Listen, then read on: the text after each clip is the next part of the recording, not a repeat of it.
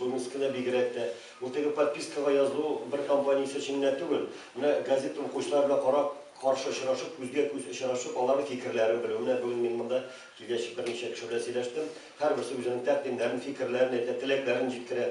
Шуңа күрә анда очрашулар кирәктер. Менә газета чыга да, газет таралар шуның белән бетә генә түгел. Аның инде кешеләрдән газет укучыларның реакциясын беләсе килә. Менә шул максатларны күз алдында, күз уңында тотып, менә шушы редакция коллективы әлеге очрашуларны планга кертте. Әлбәттә, бик матур форматта узатырган очрашу бу.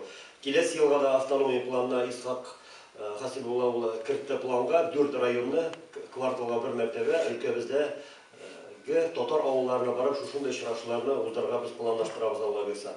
Әлбәттә, ул кирәкле очрашулар. Менә монда без бер-беребез белән күрешәбез, очрашабыз, кайчандыр танышларны, авылдашларны чыгарабыз.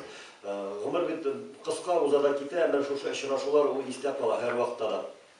Мен әйтәсе килә, мен газетасы чынлап та ярату укый торган газетларның берсе. Исхак мактанып әйтәм үз газетасы турында, ул тыйнак әйтәсе килә, мен газетасы Ульяновск өлкәсендә генә түгел, башка татар дөньясында да, Россия татарлары арасында бик популяр газетларның берсе. Аның тиражы Татарстан белән Башкортстаннан кала. Башка төбәкләрдә, башка субъектларда чыга торган татар газетлары арасында иң зур тиражлы газетларның берсе.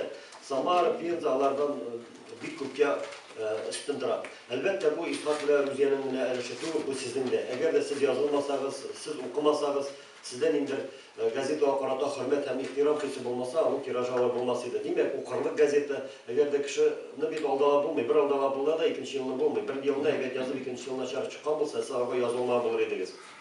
Шуңа күрә сезгә чын күңелдән мин Ульяновск өлкә татар милли мәдәни автономиясе һәм шәхсән үз исемдә шушы рәхмәтемне белдерәм. Чынлап та газета кирәк бүгенге көндә өлкәдәге хәбәрләрен, татар тормышы турында хәбәрдар булып бару өчен газетаны алдарга кирәк. Әмма ләкин кызганычка каршы дип әйтәм, 6000-нән артык татар яши торган Ульяновск районына 300 газет алдыру адәм көлкесенә инде честно говоря. Җәмәгать уйлашырга кирәк. Менә Прибалтикада 90-нчы елларда Союз ветераннарының газетлар, аларның да үз телләрендә газетлар бетә башлаган чакларда алар әйтәләр иде.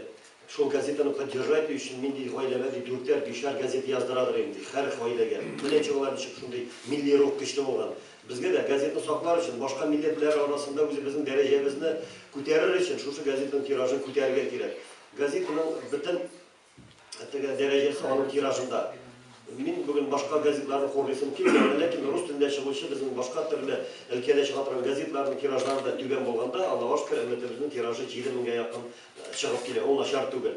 Әмма ләкин җәмәгать әйдәгез менә бүген монда ничә кеше утыра, кайткач үзегезнең туганнарыгызга, достарыгызга, күршеләрегез, кода-кодалыйларга, кодачаларга хәбәр итеп язылсыннар. Бүләк итеп язып бирегез, киләсе елга язылгыз, менә яңа ел алдыннан бит подписка итеп бирегез, менә бу яңа елга күчтәнәч булсын әле дип итеп бирегез. Бәясе кыйммәт түгел бит. 258 сум бәясе инде. Бүгенге көндә әллә ни зур акча түгел.